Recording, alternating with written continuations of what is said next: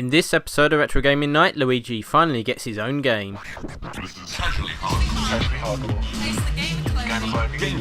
Game news. And casually hardcore. Press start.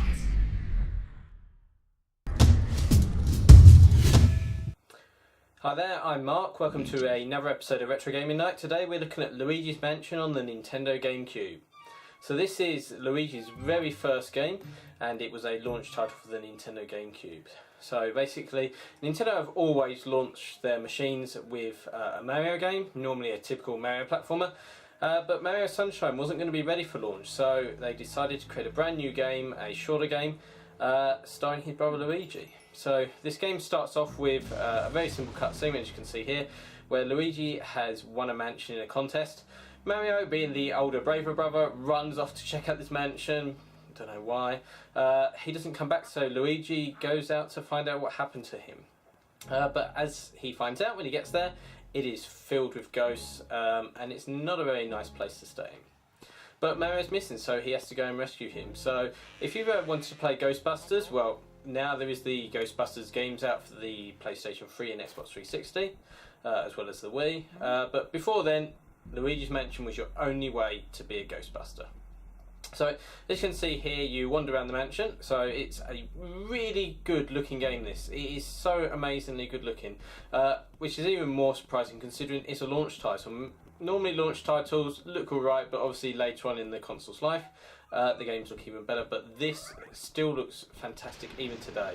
You know, just the lighting effects that are going on, the shadows, the little touches.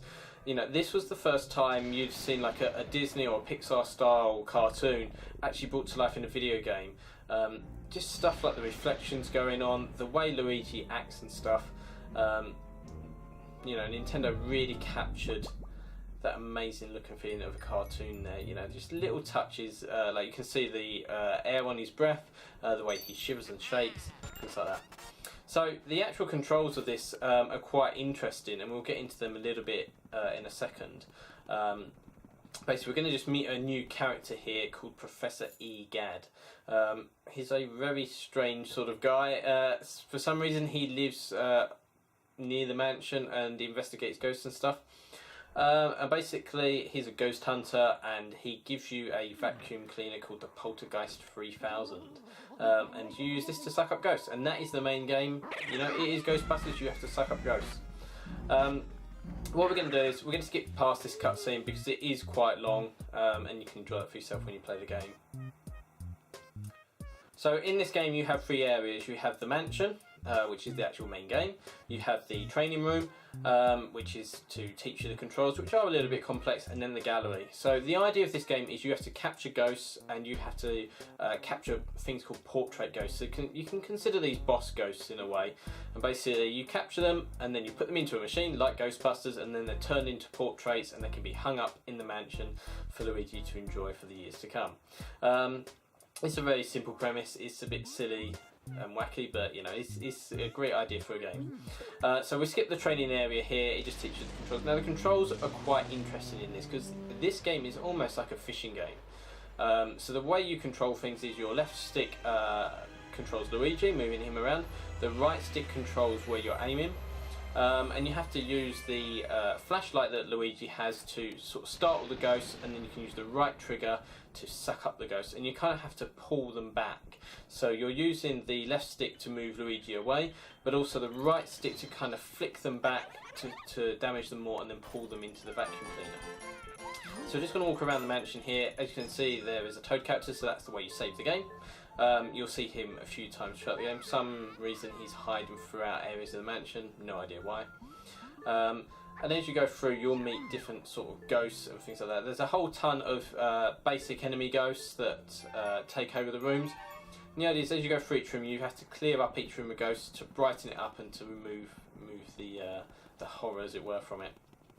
So we're just going to go upstairs here, and as we go in through the room here, you will see that there's coins and stuff littered on the floor everywhere. So this game has a proper high score challenge to it. It's quite a short game. You can probably complete it in about 6 hours or so. But the idea is you're meant to collect coins and gems and gold and all sorts of things as you go through. because they well, they don't really do anything. It is just all about the high score and your rating at the end of the game. So that's where the replayability factor comes in for this game. So you can see as we look around, you know, there's little puzzles that you've got to solve. So here, just to get the ghosts out, we're just going to vacuum the candles there, and then that creates this cutscene. Again, we're going to skip this cutscene because it's quite long, and we actually want to get into the game here. So this is just after the cutscene. As you can see, we're walking around. We've actually got to find the ghosts now, so they'll pop out from time to time from different furniture and stuff like that.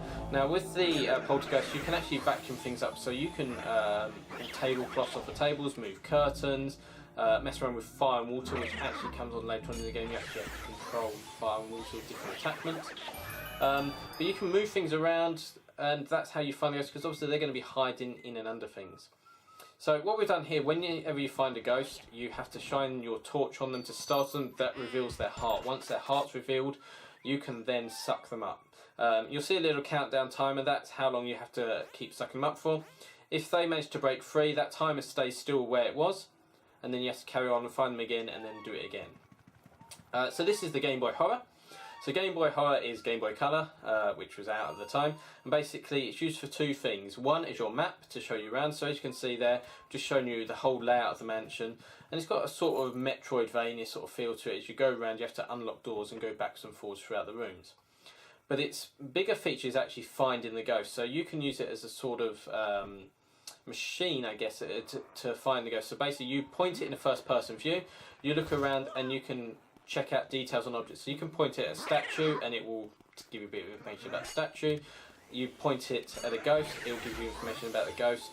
And you can use it as a way to give you clues and hints for things. So each of the rooms has different ghosts in. Most of the rooms actually have basic ghosts like what we're fighting against now. So the ghosts that you see here, you've got like the orange one, the pink one, you'll see a green one as well, and there's a couple more. They all have similar traits to them. So like the orange one will do certain things, it will jump out of you in a certain way, and so on. There's also blue ghosts as well, which actually go through the mansion, so they'll disappear through walls, and you've got to chase after them, and if you get them, you get even more points. So the basic levels are all pretty the same, and there is not really a single level to this, because it is just a whole mansion. The main thing though is the portrait ghost, which we'll hopefully get onto in a second, and go into a bit more detail. But the music in this, you know, just to skip to that, is really lovely. You know, there's some really great sound effects in there. It's got the nice horror feel, but it's Disney horror, so it's never scary and intimidating. It's always a bit spooky. You know, it's really wonderfully done. And in fact, one of the buttons on the controller, the massive A button on the game controller, is actually not really used for anything. It's used for calling out to Mario. So you get Luigi calling out and whimpering for Mario to see if he's around. Which is a really, really nice touch there. So as you go around, you have to get keys to unlock rooms, find ghosts and so on. And that's how you get through. But what we're going to do is we're going to skip ahead here and just get onto an actual portrait ghost to show you how you tackle them, because they're a bit different to the normal ghosts that you find in most of the other rooms. You have to watch out for all sorts of traps in the mansion here. So as you can see here, you've got the doors that swing open and trap you. There's all sorts of little other traps throughout the mansion that you have to avoid. Some you'll be able to avoid quite easily because you'll be able to see them. Some, like the doors, you're unaware, you'll learn for next time. But here we are, we've actually gone into a room with a portrait ghost. So as you can see, he's a lot differently styled to the other ghosts. He's more character in him, but basically he doesn't work like the other ghosts either. He will not show himself to you. So when you've got your back turned, you can see the ghost. But when we face him, he disappears. So what we have to do is we have to point our Game Boy Horror at him, and that will give us a clue to figure out how to get him to show. So the clue here is basically when he is yawning, we actually turn around, and that's when we can stun him, because that's when he's not actually looking at us, and then we can grab him like a normal ghost. Now these ghosts are actually a lot tougher than the normal ones. They have a much higher health count. They'll throw things at you, so he'll throw mushrooms at us to try and hurt us. Other ghosts will throw different things at you as well. Now every portrait ghost has its own little puzzle, so some of them are hidden behind the shower curtain. You've obviously got to pull the shower curtain out. Some of them involve getting a certain object and so on, but they're all really simple, a lot of fun. And you'll notice here that they drop so many bits of coins and jewellery and loot for you to collect, and this is where you can really rack up the points. So if you want to play this game, the only way to play it is on the Nintendo GameCube. That's all it came out for. If you can, try and get hold of the PAL copy, so the European copy of this, because they actually put in a mirror mode mansion after. So once you complete the game, you can play through it again in a mirror mode, so it doubles the game. You don't get that in any other versions. They also included a few other tweaks to the game as well, just to make it a bit more difficult and a bit more fun as well at the same time. You also can get Luigi's Mansion 2 on the 3DS. It's a really good game. It doesn't look quite as good as the GameCube one, which isn't really surprising as the 3DS isn't as powerful as GameCube, but it's pretty damn close. The only thing is, it's a totally different game. You have lots of different mansions to play through. Every mansion is a lot smaller. It'll take you about an hour or two to get through. And basically you are set with tasks and challenges to actually complete the mansion. It's not as much fun as the original. The original is so much better, and having that proper controller makes it a lot more fun. So hopefully you enjoyed this video. That was Luigi's Mansion. It's a really good game. Definitely go out there and try it. It only takes a few hours to complete. If you like this video, you know what to do. So until next time, stay casually hardcore. Did you enjoy that video? Then hit that like button. Why not subscribe as well and get the latest videos, news and competitions? Don't forget to check out casuallyhardcore.com, where you can buy hundreds of video game shirts and geek clothing, or make your own shirts with worldwide shipping also available. Until next time, stay casually hardcore.